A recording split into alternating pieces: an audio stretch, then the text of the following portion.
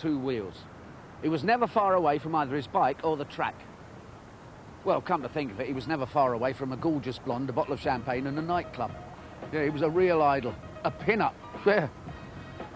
I never knew whether to kiss him or punch him. Barry Sheene was the golden boy of motorcycling. He was world champion twice in the 70s, and he lived the life of an international playboy. He devoured the racetrack at the same insatiable rate he devoured life. It all began in 1975. I think Barry set out to be famous. It just so happened he could actually ride a bike as well, not too badly. He promoted himself so well. I think it's a name as well, Barry Sheene. It just sort of rolled off the tongue, didn't it? Barry Sheene, MBE. Tonight, this is your life. I was a good rider and was winning races, but I also used to do everything. You know, I used to go out to nightclubs, I used to drink, I smoked 50 fags a day. You know, I always had a nice-looking girlfriend, and the press picked up on that. Every time I read something about you, they talk about you being a man who trains on birds and booze. No, that's... So I'd love to. God, I'd be the first one to admit I'd love to do it.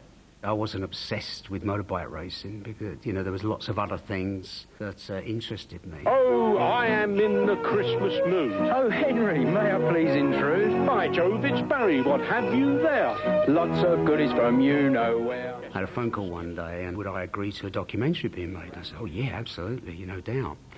And how much did I want paying for it? I said, I don't want any money for it. You know, it doesn't bother me. You know, it'd be great for bikes. So they came to Daytona with me. It's still damp out there. Is it? Yeah. I was tyre testing for Dunlops and they didn't work. The biggest reason he became famous, to be honest, was for the big crashes that he had and the injuries that he had. When he crashed, he crashed big. Basically what happened, the tyre separated like that and a big piece of rubber came out of it and it just jammed the back wheel. And the thing just went sideways, 175, 78 mile an hour. And that was it.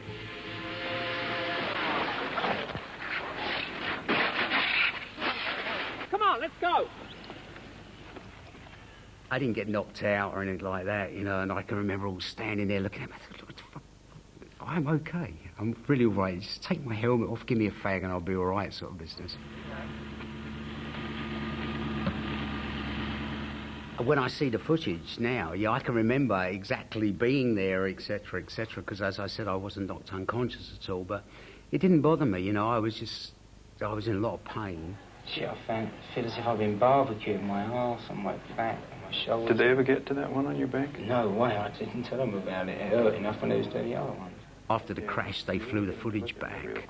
It went out on the evening news and then it was in the papers and all that stuff, so it was quite a big deal. Unheard of, really, for motorcycle racing to be on the 10 o'clock news even then. And it showed all these pictures of his legs being sort of pinned and screwed back together with plates and screws and all sorts. So he was like, known then and even now as sort of like the bionic man, of racing. Barry Sheene suffered a broken thigh, wrist, forearm, collarbone, 6 broken ribs and compressed fractures of the vertebrae. First thing I actually remember was the asphalt was taking a big hole in my leathers. And it tore all the skin off from my shoulder blade and down around here in the kidney area. And that was more or less the only thing that I actually felt. I didn't feel any of the bones breaking or any other thing going on. When the documentary went out, it got me an awful lot of publicity. Also ended me up with a wife as well.